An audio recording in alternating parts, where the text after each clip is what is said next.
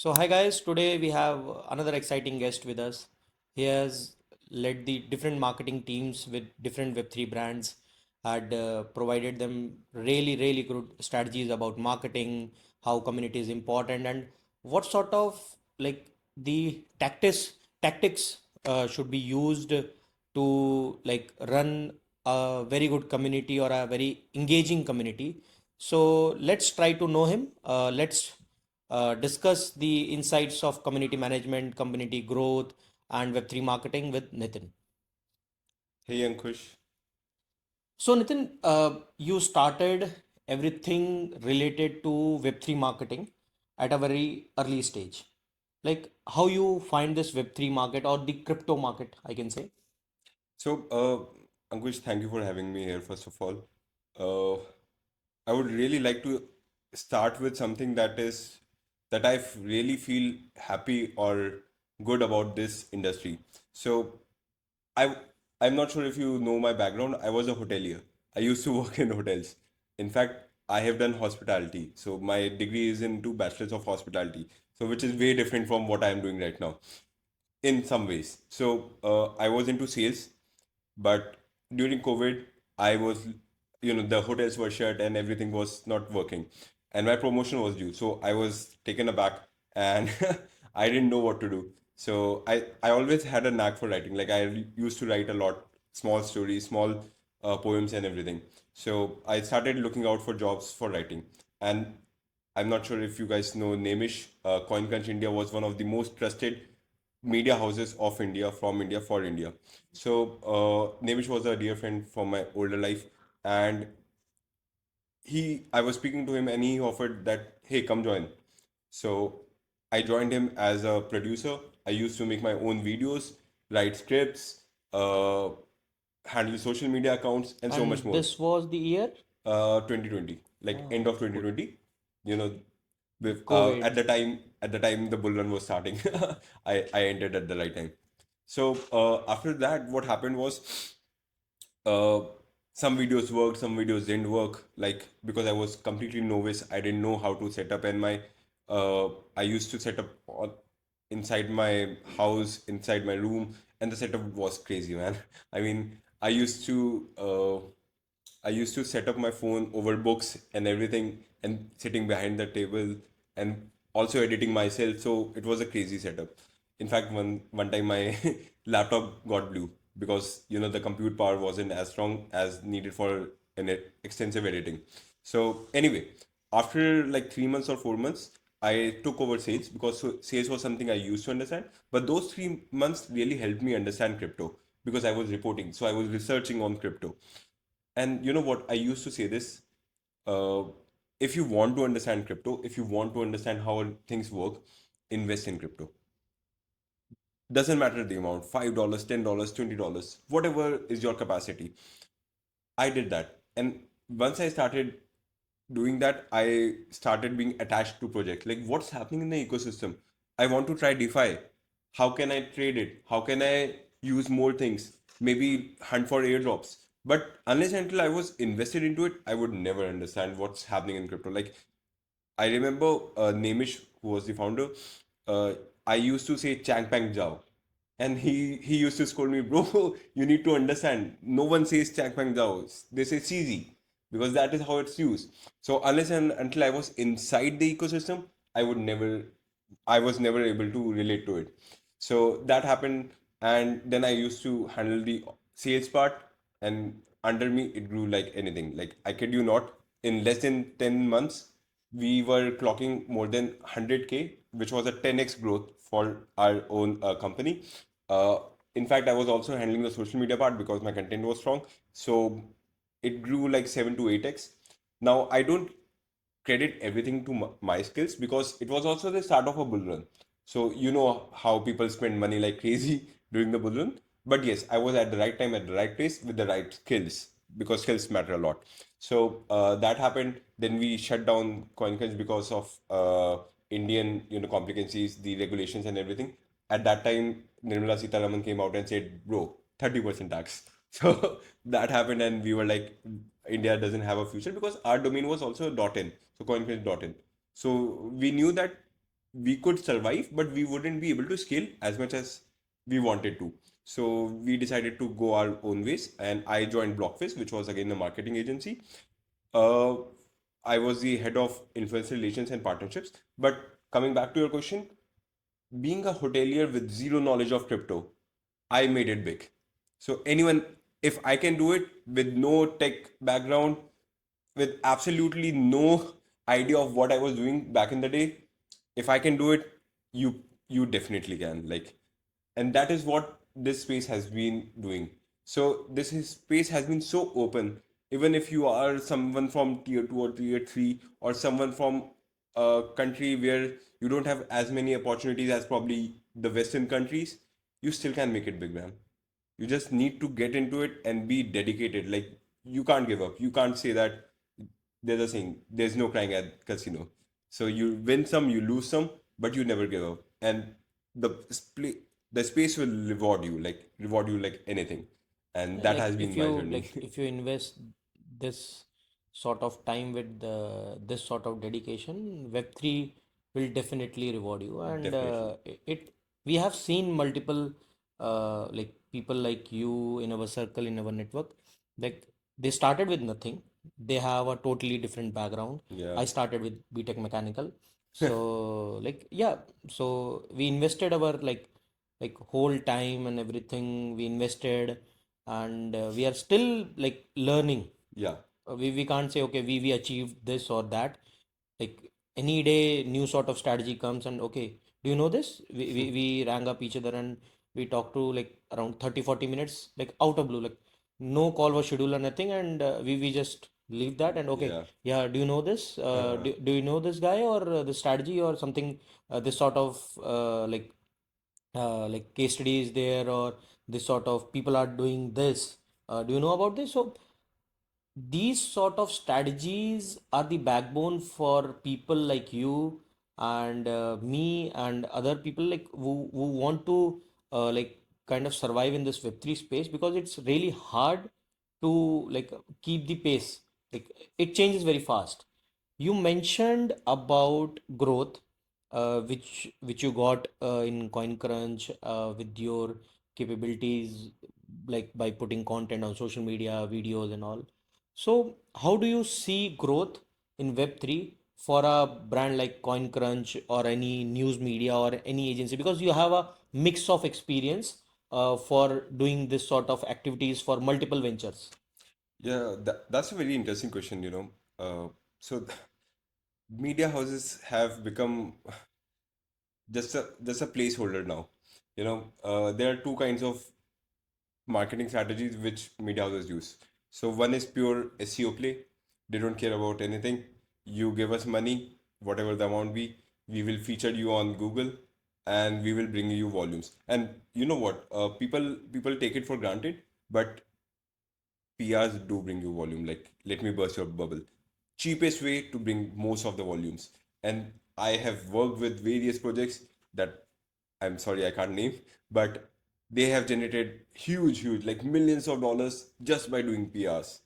And it's a strategy that people overlook often. Like, I know this project who raised $33 million in a bear market, like last year or something, and they didn't spend a dime on influencer marketing, like nothing. It was just PR play. But there are multiple strategies how you do it. You have worked long enough to know this, and you have also applied these strategies. So there are two guys I was seeing. One is pure branding play. Like, you go for Cointelegraph, you go for CoinDesk, you go for Beam Crypto, The Block. These are places where you go to authenticate. Yeah, this is a serious business. You are putting in your money. You are taking the credibility. So that is how you work. Now then comes smaller media houses, like so many. I won't be able to name them, but there are smaller Yeah, we media can houses call for them place tier hall. two or tier two media houses because Yeah. they also have a So audience which is more niche. yeah, They have a very specific type of correct. audience, which is also really important because all the projects are not same. Yeah, They correct. have different sort of like ask for community. Okay, so if you are into Web3 gaming with NFTs, if you are into RWA space, so for each sort of audience, we have publications. You can call them tier two or like highly Niche or niche yeah, publications. So yeah, you mentioned like PR is like in every industry. If you the best branding tool you can exactly. use it Yeah. is PR.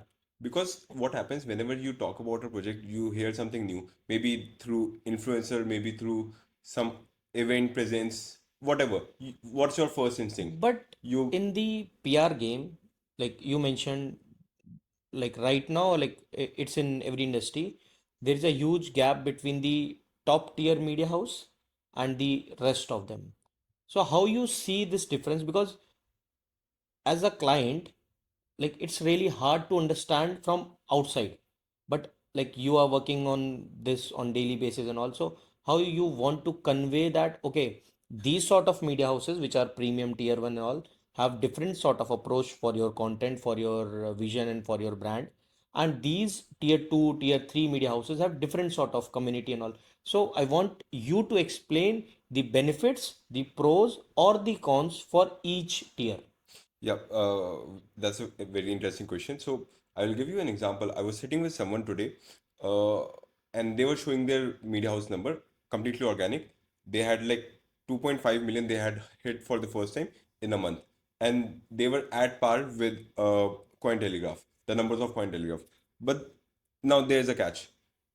100 times more chances are that the project will choose Cointelegraph even if the price is like 80% less because of branding. So again, if you are raising funds, so for example, you have raised $2 million, $10 million, $5 million, whatever be the number, you would definitely not go on a small, lesser known brand. It's a pure brand play because you also need to show it to your investors. You also need to show your future potential customers, users. Like, okay, if they are using Cointelegraph, if they have been featured on Cointelegraph or Coindesk, because let's be frank, those who aren't from the media industry, they don't understand what's a press release, what's a paid one, what's not. But credibility matters. Like, if you show them that, hey, I got featured on Coindesk, man, the value, the glow in the eyes is completely different. And then there are other media houses like tier 2, tier 3, which can be a mix. So tier 3 are used for only and only for presence online. Like people search, for example, there are listicle articles. What are the top 5 game 5 games? What are the top 5 ICOs? And search volumes are very, very high on them. Like which meme coin to invest in. So if you are able to crack So those, it's kind of shilling PR shilling to PR. to get some sort of placement on Google search so that you can drive Definitely. organic traffic and then Exactly, that is what the SEO play. And so tier one might not give you the numbers in terms of uh, distribution, but they will definitely give you the branding purpose. the So authority, the yeah, branding and all. you can repurpose it. The domain authority is different. In here, you can, if you have a a Twitter account and you have 10,000, 15,000 followers, whatever, and you announce it that, hey, thank you, Cointelegraph, for publishing us on our race. That is how you repurpose it. But if you are using a tier 2, tier 3, you wouldn't want to. Like, your audience will also say, what kind of media house is this? We don't know it. Cointelegraph and Coindesk, Bean Crypto, the block have played the branding game like anything. And they are credible. Like people trust them. Even like hence getting an organic feature is a huge deal. Yeah, we'll definitely discuss about organic, paid, Yeah, listicle, sponsored, like the different sort of content which is there in market. But before going much deeper in the Web3 PR and crypto PR, like would like to know more about Nitin, hmm. how the journey started on the personal level and like the failures like which you have seen, like because I know them personally. So I want everyone should know them because when the market is in green, like everything is going good, then everything is going good. And but once it starts to fall, then the real inside the capabilities are there for test. Correct. So you are the best person to express everything and tell the audience, okay, you need to make sure that you are ready for everything. Yeah, so I think there is no certain rule book for it. Uh, some lessons are taught with time. Like you need to find your own way. But I will just share my story how I did it. So I had while telling my story, I reached till the point I joined Blockfish, where I was heading the partnerships and influencer relations, where we were managing a roster of more than 5,000 influencers, and it's not easy, bro. It's not easy. So after I had a team of 15 people, so I was lucky with that. But after that, I joined multiple companies here and there, and finally I joined the News Crypto, which was another media house. I was the lead strategist. We used to run many strategies around it to grow the page for branding. We used to partner with various L1s, you know, providing them coverage and everything. And then I started my own agency. Now, the ups and downs were also a part of me, and they made me, they broke me. But I think that was because of me as well. Because what happens is after you reach a certain point, and if you are good at what you are doing, you make lots of connections. Your, as we popularly say here, your network is your net worth.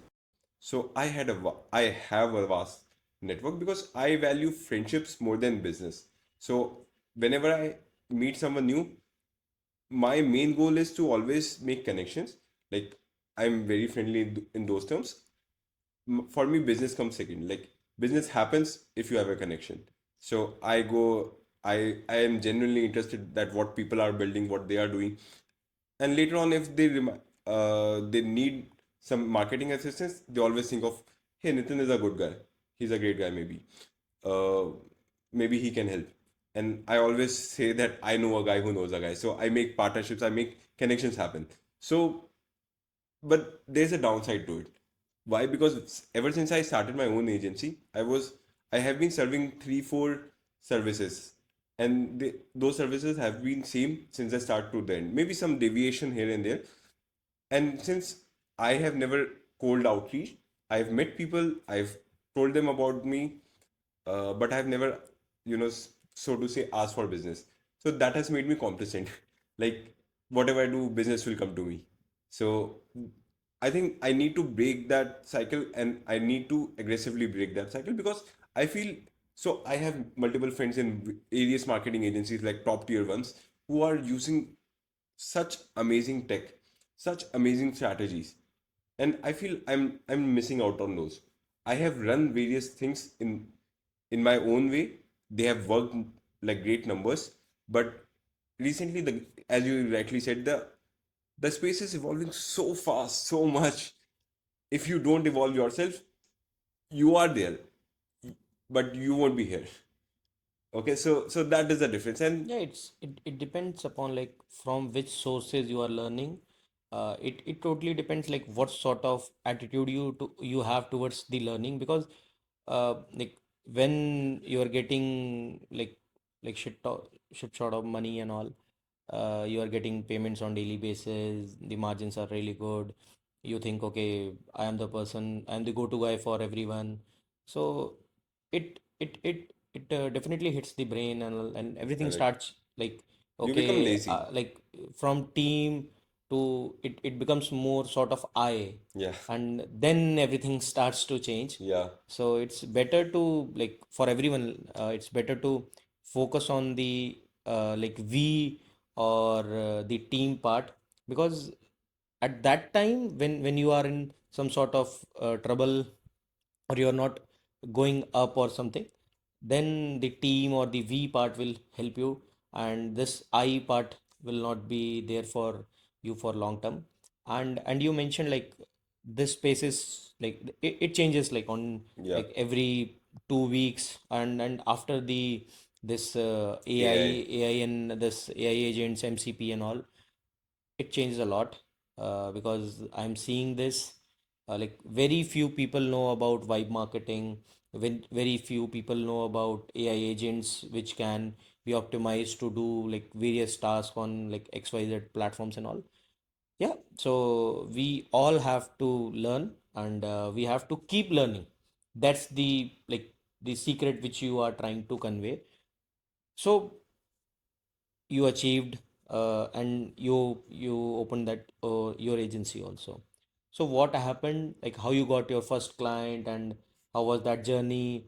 And then what happened, like you at one time you start to thinking, okay, it's sort of burnout for me, I'm not a guy who can do this. And then how you came back?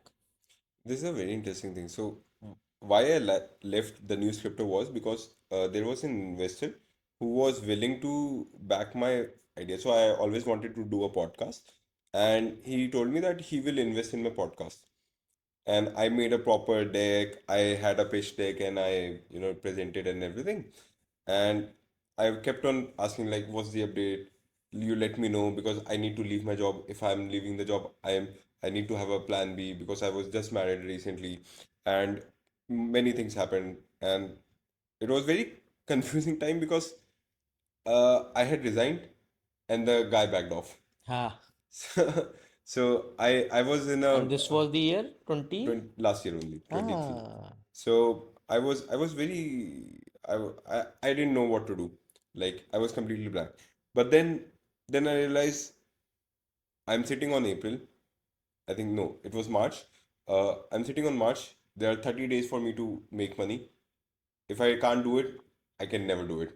So I will have to get back to looking for a job or something. So I gave myself 30 days, and I have always been strong in media because I've worked like for most of my time in media houses. So I knew how the market works. I had connects. I started pitching here and there, asking my friends for referrals or anything, and business started rolling in, and that's how my journey began. But that clarity that you have 30 days, if you can't make it work, you are not made for it. It's as simple as that. or we can say like a guy, like because I know you personally also, so like you work like really good in pressure situation. If you if you get a comfortable Oh yeah, sort of vibe from anywhere, you start losing your grip, and yeah, once you have like a pressure situation, okay, give it to Nitin yeah, and he will handle it. So that's the like the quality which you have and which we see. Okay, if there is a like situation or a crisis sort of thing, yeah. like you can call Nitin anytime. Bro, that is so rightly said. That takes me back to my earlier days where I was working with the OBSD hotel, and my team used to say like I used to get adrenaline rush when I was in pressure, like because demonetization and everything happened when I was working in the hotel, and demonetization was a crazy time for hotels because everyone was, so to say, like moving their cash. I'm not sure if I can say this, but yeah, moving their cash into hotels and everything, and it was crazy, crazy, crazy time. And I remember if I used to work for 12 hours, I was working till 16 hours, 18 hours at the same place, and I liked it. I loved it. Like in pressure, I work like anything. I'm drink high on coffee, and I work like anything. So, thanks for reminding me where my roots were. But yeah, So you mentioned about your like Web 2 experiences. We'd love to more about the Web 2 path of your journey, like how it started and what sort of work profile you have, because you have big brands with you on the Web 2 side also. So can you explain a little bit about that also? yeah, a very interesting thought. Even I was speaking to someone a few days back, and he mentioned that his background was completely different, and right now he's doing something very different, and that part of his life doesn't help. So, and I told him that I also used to believe this. I used to believe this that my hotel industry experience would never help me here, and I'm starting from scratch. But that's not true. That's really not true. Like the personality you see, the way of speaking, the confidence that I have is because I was in the hospitality industry. You have to be courteous. You have to be well spoken. You meet foreign client who are well spoken. So for them to understand you, you have to have that clarity of thoughts. So I used to also write various emails to various HNIs. So I know how to write emails. So my content was sophisticated. Like I see people writing randomly, hey, do this, and I always have that because it has been instilled in me that this is how you write it. This is how you professionally write it. So those experiences really help me in more ways than I can actually recognize. So whatever your life experience teaches you stays with you. Don't ever disregard them. I I in fact did a internship with a small startup back in the day. Like I had just started my career and I had more time because again I was always interested into writing and everything. So there was this company who used to consolidate small tour guides from various locations in India, and while I was handling things for them like social media and everything, there used to come tour guides with us who used to say, "Hey, you sell our business also, like side business, something not related to the platform, and we will give you commission." You know, like how people work. And I approached my founder and told him like, why can't we do that? And he told me, and that really changed my mind, like the way to do things.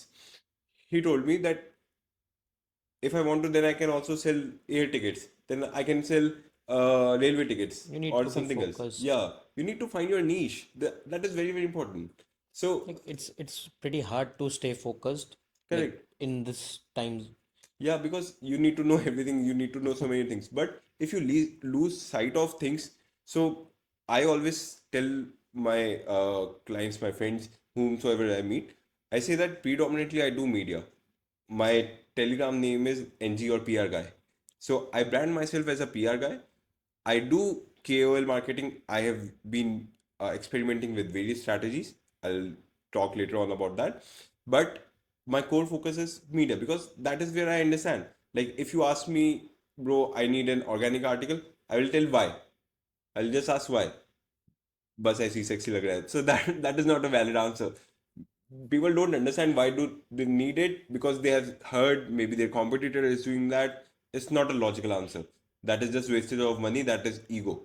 Yeah, so coming up to the next more technical part of PR, which you are handling from these many years. So, try to explain the audience the difference between organic, organic article, PR article, sponsored, listicle, any sort of media bite, or like what sort of different content are there, how they can use these sort of different type of article, and what will fit as per their like need. Okay, so I have a funding announcement, should I go for PR? Like it's really easy, like you should go for PR, but where organic article will bring you the most result, like what sort of content can be best leveraged out of these type of.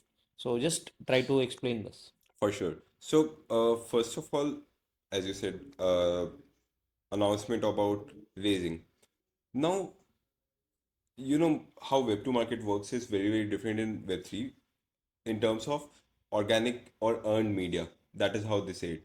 So, I've worked extensively with Web2 market as well, Web2 media houses. So, I know how it works.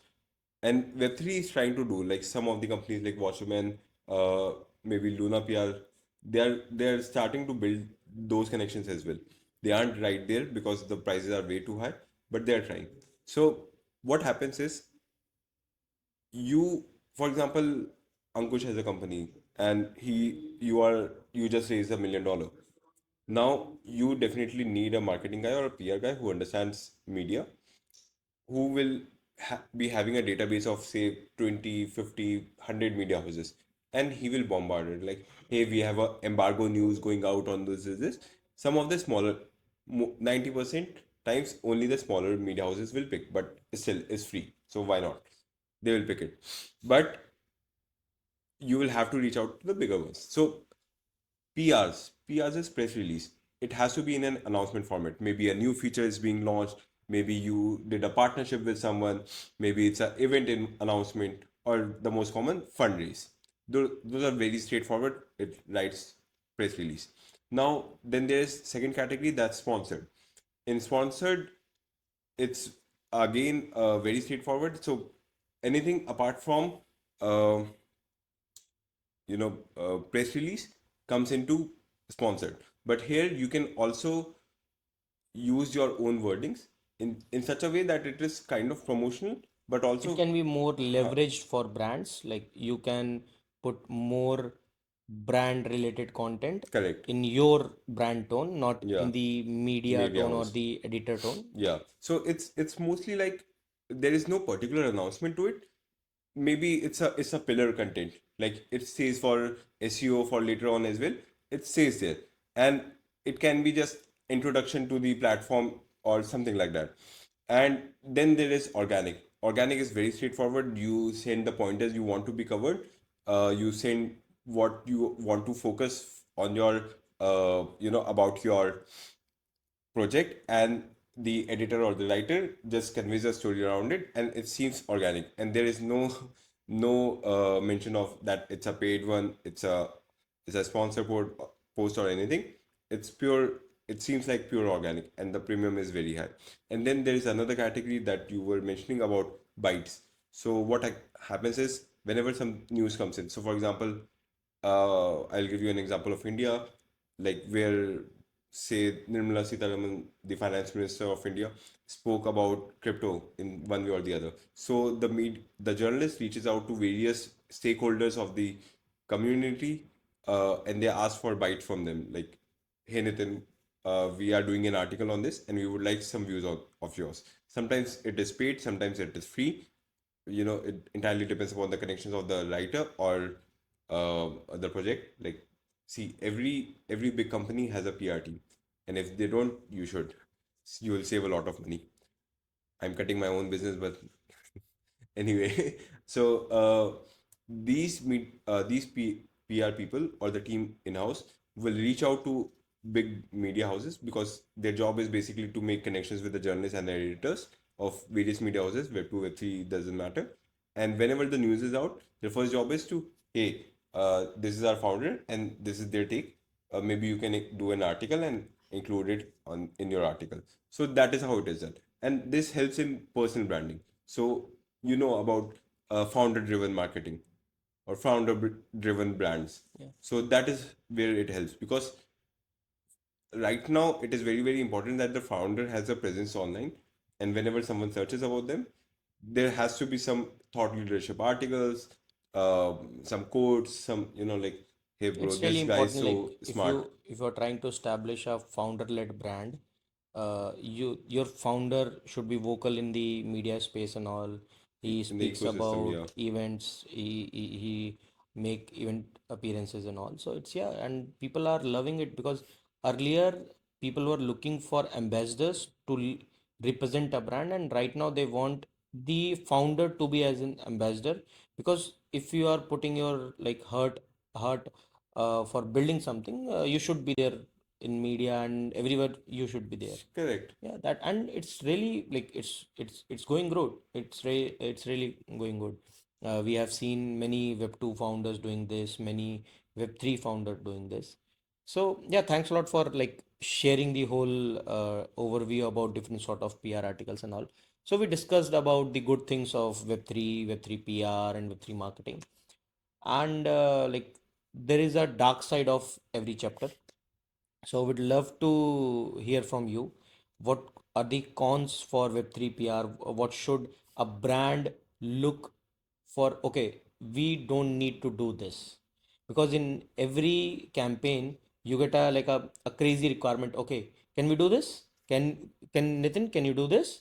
So what sort of like checklist you should give a brand? Okay, you can do anything, but don't try to put this. Don't try to put these sort of price commitment. Don't try to. So what sort of checklist should be there for a Web3 brand who is trying to draft like a $50,000 campaign? Wow. Okay, so again, this entirely depends upon what kind of project you are doing, So let's because suppose it's an exchange. it's an exchange. So exchange has to talk about numbers. It's very, very simple. Like, they have lesser trading fees, they have lesser entry barriers, maybe no non KYC, those things. Why I was saying about the kind, because some people are definitely looking for those black hat or white hat or gray hat, whatever hat you say, methods to get out in the public. Like, the shilling articles we were talking about. They specifically ask for those things, which I wouldn't recommend a legit brand who's actually building something. So maybe exchange also comes in gray, because they want users at the end of the day. But maybe a legit L1, layer 1 blockchain, maybe a legit project who was actually building something and changes something, I would never, never, never recommend them to do a shilling article. Like, I know I have helped a few projects as well do this. You missed Ethereum at $0.1 ICO. Don't miss this. Uh, Doge pump 10%, SHIB pump 20%, but this is going to pump 100%. So those kind of articles, those are the shilling articles which might get you the numbers, but will never help you in branding. Like, if It will not ever. help you to create a trustable Correct, community. credibility. It will just get you some initial buyers which can Yeah, pump you like from X to Y, right. but you can't go to. To the moon. Yeah, I mean, see, the major problem with Web3 is that people become too token focused. They just care about the prices, and once it's listed, Yeah, once they launch the token, then the yeah, company splits into two sections. yeah, First one is working on product and everything, and the second one is working on token. token, yeah. And the ratio changes from 50 to maybe 30-70. Like all their focus is, bro, my token is not performing well. People forget about what project is doing. No, no, the token is not performing well, the project is dead. So yeah, like we discussed about the dark things also. So like as a PR expert, I want to know like at least five tools which you use on daily basis to like stay ahead in the PR ecosystem for Web3. Yeah, there are actually many such uh, tools, but I prefer Ahrefs. Semrush is doing really, really well. They These have, are kind of SEOs, like yeah. So, they but are keyword heavy. research and how I can recommend Yeah, which like PR house, media house. more towards the PR industry because there very few people are there who are doing like these sort of in-depth campaigns which brands and all. So like we'll love to know if you want to share. So there aren't any like apart from SEO and keyword research, like I can only guide on the keyword research part. So there aren't any other things. If you are talking about Grammarly, like I personally use Grammarly to check the article is written well or not, the English grammar mistakes and everything. But for PRs, I don't think you need any hi-fi, you know, what do you call it, websites or tools for So you that. basically heavily depend upon the keyword research and the Keyword structuring research, of the whole content. SEO It should, yeah, optimized. it should be SEO optimized. Yeah, that's Yeah, cool. and That's cool. also now that AI is on the run, so you need AI checkers that the article doesn't seem, even if you have used here and there AI, it shouldn't seem like you have. So the article should be more humanly, not AI generated, because sometimes Google de-ranks it. Got it. So, like we discussed a lot, like about Web3, like how you got into the agency, how you work with KOLs and all.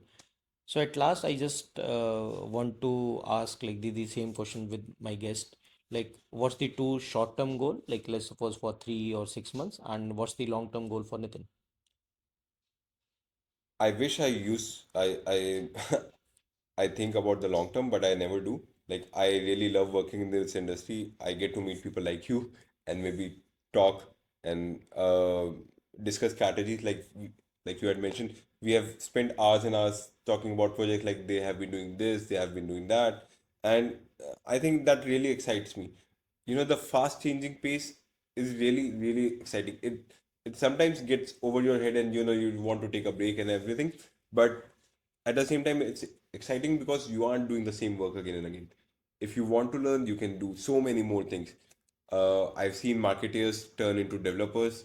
I've seen developers turn into marketeers. So sky's the limit. You just need to be interested in doing it. And uh, my short-term goal is definitely to evolve into more. So I earlier in the discussion I had mentioned about KOLs. So you know what? I have been doing this on-chain analysis.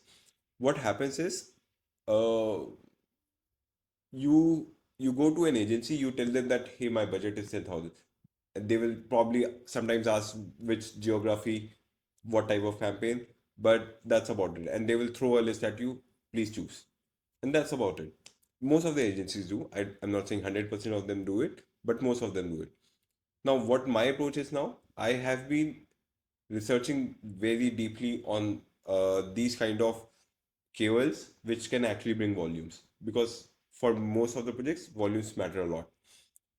So what we do is we do on-chain analysis. We use cookie-free, addressable, proto KOLs, X alpha,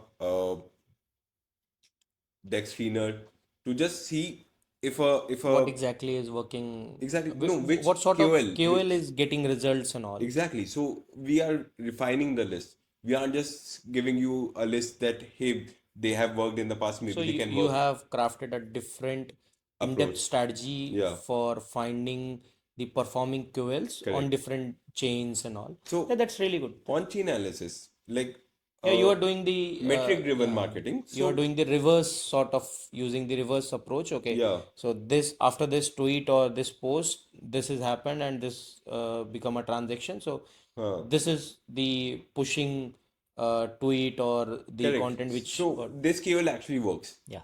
In simple terms, this KOL actually works.